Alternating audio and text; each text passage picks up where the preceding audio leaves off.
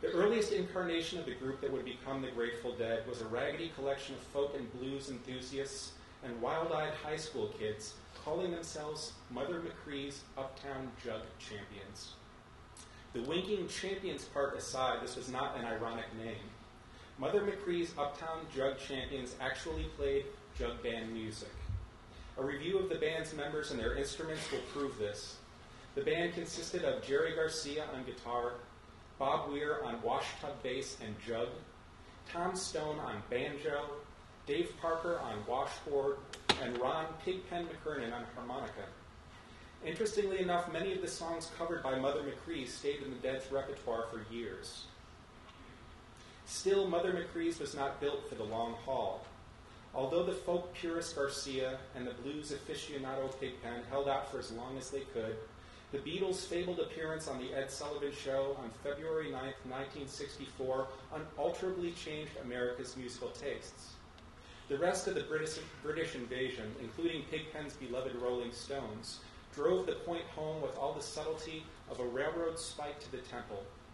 The zeitgeist doors had been thrown open. The frenetic energy of rock and roll youth was unleashed. By the end of 1964, the idea of a washboard-driven song would seem as quaint and outdated as a ripping lute solo in the middle of jailhouse rock. The next incarnation of the band, fully electrified, showed up as the Warlocks. The addition of avant-garde composer prodigy Phil Lesh helped push the boys into deeper, stranger territories. The rest of the band consisted of Garcia, Weir, Pigpen, and the best drummer in their Palo Alto neighborhood, Bill Kreutzmann. The band played their first two gigs at a place called Magoo's Pizza Parlor in Menlo Park, California, on May 5th and May 12th of 1965. Again, the name of this establishment was not ironic. It was, in actuality, a pizza parlor. Lesh didn't actually join the band until their third gig. However, he was in attendance, high on acid at the second one.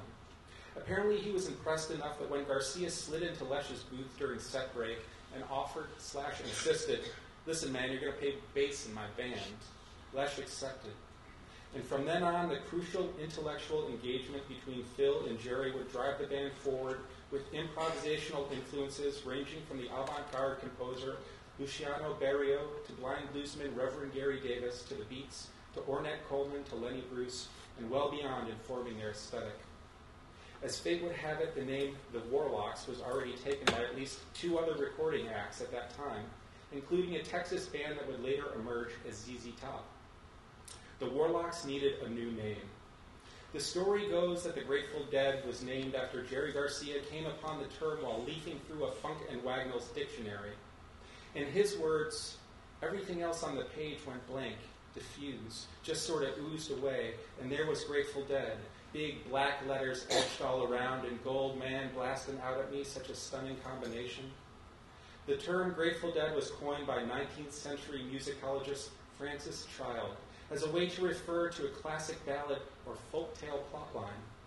In these tales, a character would come across a corpse that couldn't be properly buried because the person had died in debt.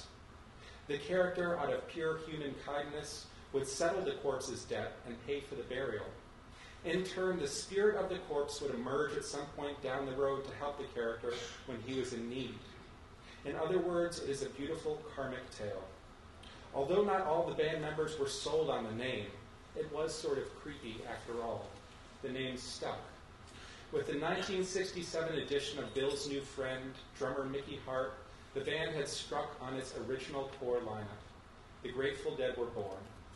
27 years later, I would climb on the bus to go to my first Dead show. So now we're going to get into the show a little bit, and I broke up the actual show sections, a lot of them by the dates and also the set list of the shows. Deadheads love set lists. They love to write them down, to talk about them, to discuss the pros and cons and possibilities. And a lot of times we carry around like little pads and write them down during the shows. It's an obsessive thing. So that's why I wanted to include this in here. And this one is from July 2nd, 1988. You guys were born when? 91, okay. So you were not even a glimmer in your mommy and daddy's eyes. July 2nd, 1988, Oxford Plains Speedway in Oxford, Maine. By the time we neared the Oxford Speedway, traffic was already backed up for several miles down a simple two-lane street. Especially on summer tour, venues tended to be set back on large chunks of land in rural settings, so this sort of traffic jam was not uncommon. In fact, provided you could keep your vehicle from overheating, which basically amounted to turning off the engine, the traffic jam was merely the start of the party. It meant you had arrived. Deadheads flowed freely back and forth between cars, hugs, laughter, dogs, bells, drugs, incense, messages scrawled on cardboard signs, fingers waving in the air for tickets, beads, t-shirts, beer, and food for sale. The traffic jam was a temporary extension of the parking lot scene, and that meant that the marketplace was open for business. In many ways, the parking lot epitomized a Dead show. Put another way, the parking lot was a Dead show minus the band. The show was there, but the Dead were not, except they were everywhere. Blaring from enormous speakers mounted on the tops of vans, trilling out of open car windows past dirty bare feet hooked around side view mirrors. Dead tunes leaked through every tent flap. They danced around every campsite. The songs were different, but the bootleg sounds melded together so that the walking through the parking lot was like excavating various Dead musical eras, the only constants being the core band members and their surprisingly unchanging hippie constituency.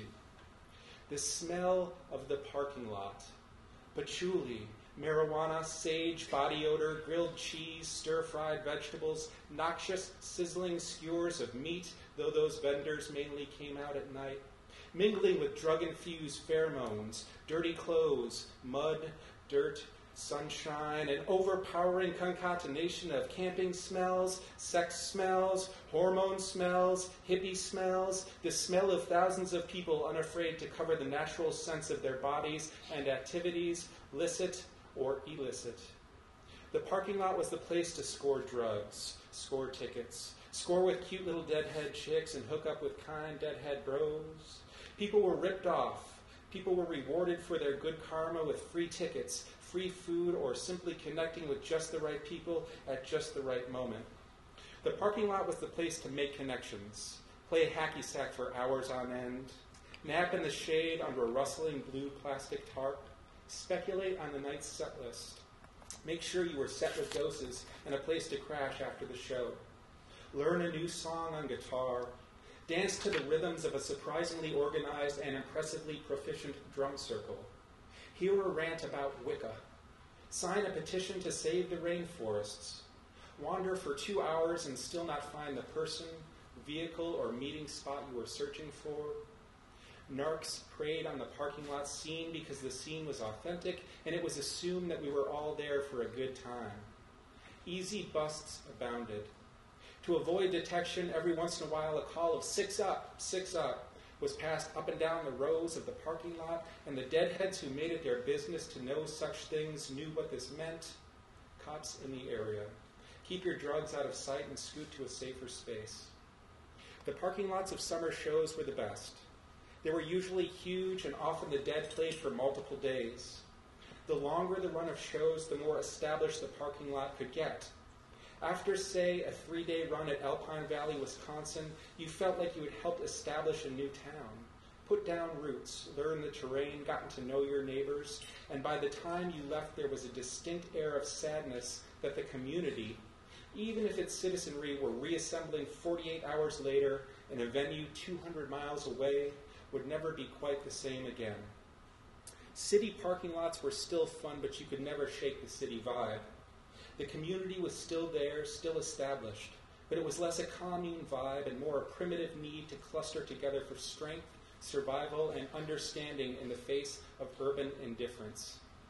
Many people who went to summer Dead shows will spend their whole story telling you about the parking lot, the bare breasts, the freaks with dreads, the open-air drugs, the peaceful vibe, the raggedy bands of children, the absolutely smiling faces, the patched-together vehicles with license plates from every state in the country and covered, of course, with bumper stickers. Deadheads love bumper stickers. Oh, do they love bumper stickers. They cover their cars, buses, vans with multiple bumper stickers, and they are always on the lookout for the freshest, newest, funniest, timeliest ones. and the parking lot was the place to purchase and check out the best of them. Bobby Spit on Me, The Fat Man Rocks, Bad Cop, No Donut, Not All Who Wander Are Lost, Thank You Jerry, The Fill Zone, Who Are the Grateful Dead and Why Are They Following Me? There were official Dead bumper stickers with band logos, characters, and album covers, Steal Your Face, Dancing Bears, Skull and Roses, Blues for Allah, Europe 72. There were bumper stickers with Jerry Garcia's face from every year and heroic windblown angle. Particularly on sale in the parking lot, there were unofficial bumper stickers with just about every key lyric. Those lyrics that provide the essential lift-off moments to songs or that sum up the Dead cultures the best. Let there be songs to fill the air.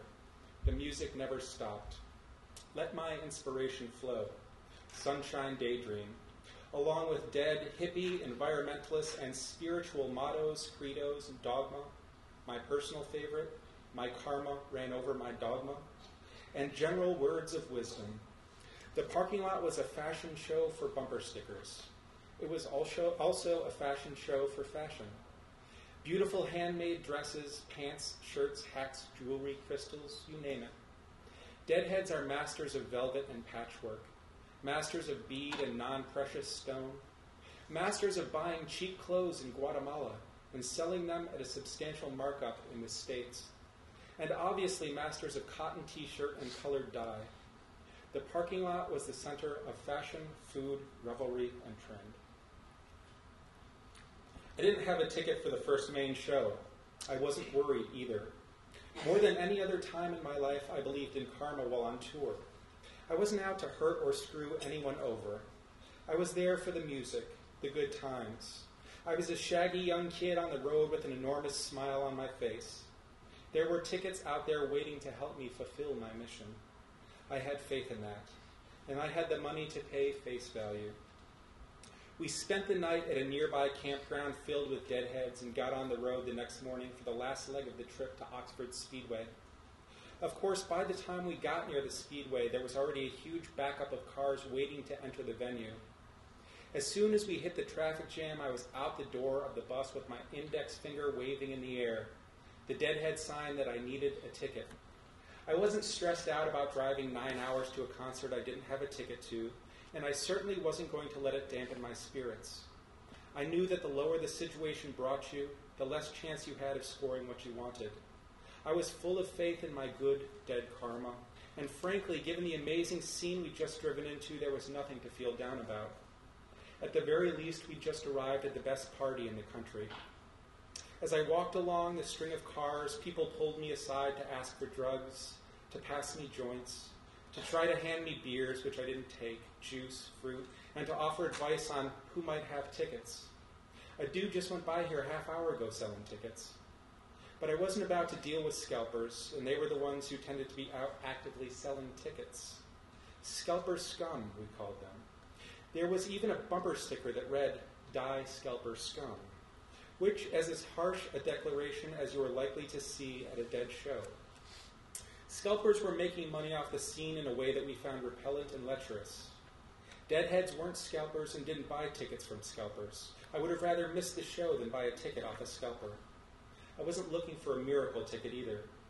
The miracle ticket was a phenomenon unique to Dead shows. Nobody was shocked to see Deadheads holding up signs asking for a free ticket, nor did people who gave out miracles expect any reciprocation other than a hug and the knowledge that you had just made somebody's day. In fact, it wasn't uncommon to hear about richer Deadheads who bought extra tickets for the sheer joy of laying a miracle on someone. Of course, Deadheads love the principles of karma and synchronicity too. You get what you need when you need it and leave the rest behind. So while no reciprocity was expected, it also wouldn't have been surprising to hear about something groovy happening to the person who gave out the miracle. That was just the way it worked. Hey man, you need a ticket? Yeah, I replied, bouncing happily on the toes of my Converse All-Stars. I was dressed in Guatemalan shorts and my favorite Dead t-shirt, a picture of keyboardist Brent Midland leaning back and to the left while he wails out a solo. It was the only Brent shirt I'd ever seen. While the rest of the band remained stable, the Dead had something of a keyboardist curse. Pigpen was the original